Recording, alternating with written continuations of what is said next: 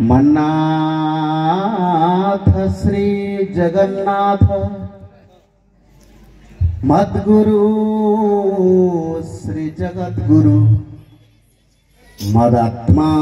सर्वभूतात्मा तस्मै श्री गुरवे नमः। हे विद्यालय, हे जननी, हे पापनाशिनी, सेदिन मोर जीवन अयम आरंभ प्रथम थर लगी तुम भली जो दिन मो विद्यालय रे उपस्थित हेली मो तो फंपा थी, मो निस्व थी, मो पाखरे किछि नथिला। तुम भली निरीह निष्पाप पिला मानकर भली मो विद्यालय रे उपस्थित हेली। एही विद्यालय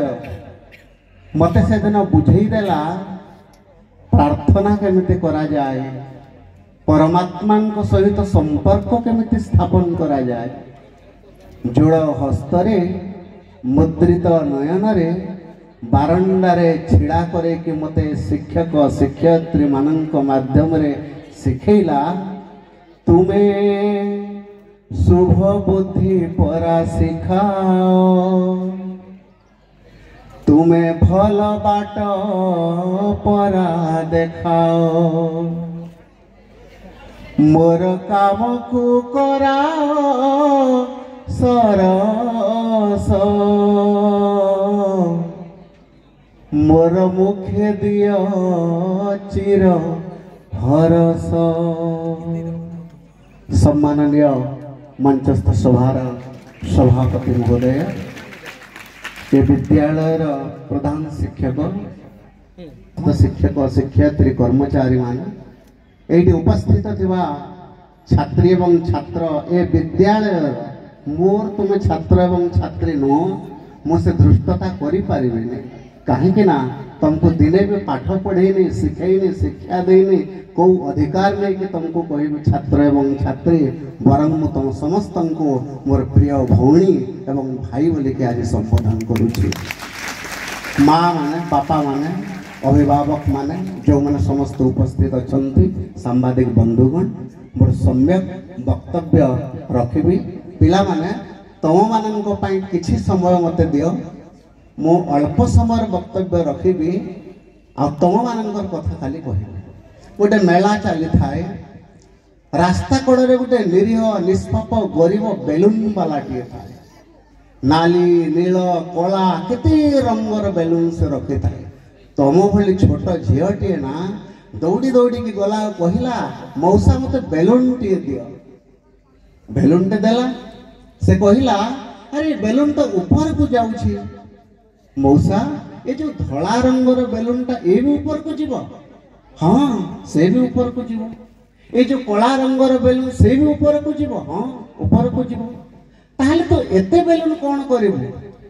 नाई मौसा मो मोरे पाई गोटे नेबी, मो भाई पाई गोटे बेलून नेबी, मो भौणी पाई गोटे बेलून नेबी।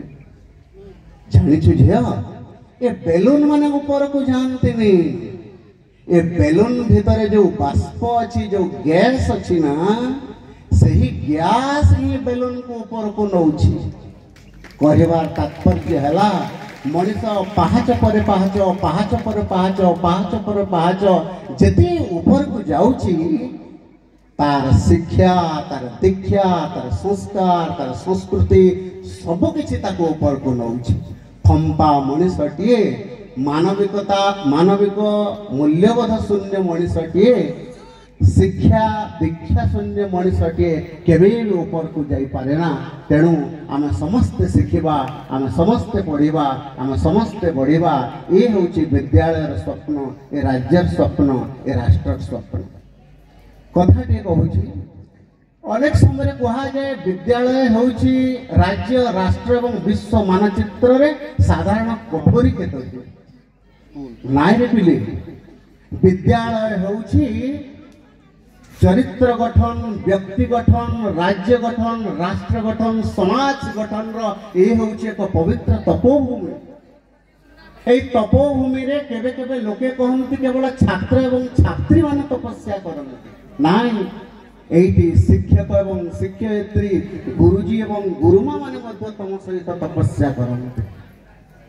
सबु समय कहवाक गले ए विद्यालय होउछि अनीति अधर्म को बद्ध करुतवा एक विशाल कुरुक्षेत्र ए विशाल कुरुक्षेत्र रे तमे जानिछ तमे समस्ते होउछ प्रतिटी छात्र एवं छात्री होउछंती अबुझा सभ्यसाची अबुझा अर्जुन गोटे ही श्रीकृष्ण ए विद्यालय रे थांती एवं सही श्रीकृष्ण होउछंती हमर परम पूज्य गुरुजी एवं गुरुमा माने तेणु करी तम गुरुजी एवं गुरुमा मानक पई थरे कर ताले दियो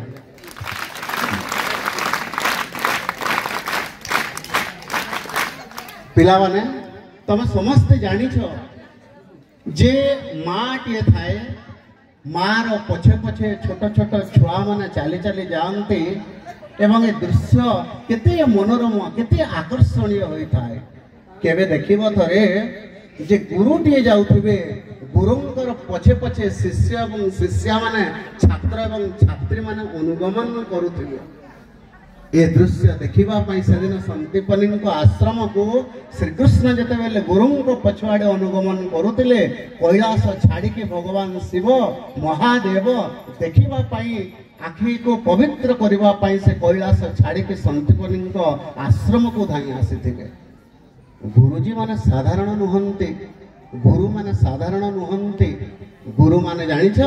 जेते बेले तमे मैट्रिक परीक्षार कथा हेबे प्रधान शिक्षक शिक्षिका महोदय कहते जेते बेले परीक्षा आसन्न समस्ते मंदिर जानते पुत्र पाई पुत्री पाई शिक्षक टी किंतु मंदिर जाए निजर छात्र पाई छात्री पाई शिव लिंग रे जेते बेले पानी ढालु थाए पिले सुन ताली बंद कर सुन शिवलिंग रे जेते बेले गुरुजी टी पानी ढालु थाए ना छात्र छात्री मानकर लंबा लिस्ट रे ना पड़ू थाए पानी गोड़ू पानी सरी जाए तार दीटा ना रही जाए अति अपनार ना गोटे होउछे तार पुअर गोटे होउछे तार झियर शिक्षक तार मोहरे थरे जदि शिक्षक टिए छंदी ही गला फसी गला ना ए संसार ताको देखा जाएनी ए परिवार ताको देखा जाएनी शिक्षकतार पागलामी रंग रे थरे जदि बोली ही गला ना मनीष तार परिवार रे बढ़ुवा पुओ एवं झियो माने अनाथ प्राय मन करती आदर्श शिक्षक टिए ना भल स्वामी ही पारिबो ना भल स्त्री ही पारिबो से कहीं कि ना तार केवल गोटे ही स्वप्न थाए मोरी छात्र ठीक सेमिति घटिथिला महाभारत रे एक अभिन्न गुरुंकर जीवन रे गुरु द्रोणाचार्य हस्तिना को 105 पिला पाठ पढ़ेवा आसी नथिले गुरु द्रोणाचार्य आसीथिले केवल गोटे अर्जुन पाई गोटे सभ्यसाची पाई तांकर गोटे ही लक्ष्य थिला ए विश्वर सर्वश्रेष्ठ धनुर्धर करिके मु अर्जुन को गढ़ी तोलिबी एवं सही अर्जुन को सर्वश्रेष्ठ धनुर्धर करबा पाई गुरु द्रोणाचार्य को दुईटी पाप करबा को पड़िला एवं सहीति पाई भी से पछघुंचा देई नथिले गोटे पाप करथिले एकलव्यर डाहाण हातर वृद्धांगुली को से दक्षिण आकार मागिथिले गोटे निरीह निष्पाप अनाथ पिला को से अनाथ सजई देथिले पंगु अथर्व सजई देथिले जार बण जंगल रे बुलिकी पशु मान को शिकार करिवार थिला पशु पक्षी मान को थारो आत्मरक्षा करिवार थिला सेतिकी भी से सुयोग पाई पारे नथिला आउ गोटे पाप करथिले कर्णर शिष्यत्व को से ग्रहण करि पारि नथिले जानिछ पिला माने गुरु द्रोणाचार्य निज पुत्र अश्वस्थमा को ना भल करी विद्या शिक्षा दे पारिथिले युद्ध विद्या अस्त्र विद्या धर्म विद्या ना संस्कार एवं संस्कृति दे पारिथिले काहे कि ना तांकर केवल गोटे लक्ष्य थिला अर्जुन को भल पाठ पढ़ेवा पिला माने सुन श्रेणी गृह रे तुम केते सुंदर पाठ पढुछ अर्जुन भी ठीक सेमिति भाव गुरु द्रोणाचार्य एक विशिष्ट विश्वविद्यालय पाठ पढ़ी के आसीथिले अनेक परीक्षा रे उत्तीर्ण होइथिले एवं सर्वश्रेष्ठ धनुर्धर होइके सर्टिफिकेट पाइथिले जीवन वास्तविक रणांगन रे जते बेले उपस्थित हेले महाभारत कुरुक्षेत्र रे ना जेमिति प्रश्न आसिला गोटे प्रश्न को भी अर्जुन सेदिन बुझी पारि नथिले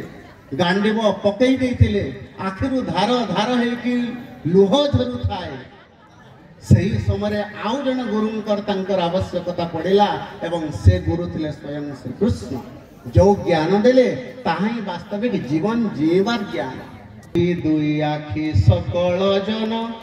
विद्यावंतर जे तिनि नयन धर्मवंतर जे चारोटी आखि धर्मवंतर जे चारोटी आखि ज्ञानवंत ठारे आहुरी लेखी तेणु विद्या सहित धर्म को जोड़ी देला पर ज्ञान हुए तुम समस्त ज्ञानवंत हो विजयी भव यही आशीर्वाद देके मोर वक्तव्य रखुछि। नमस्कार।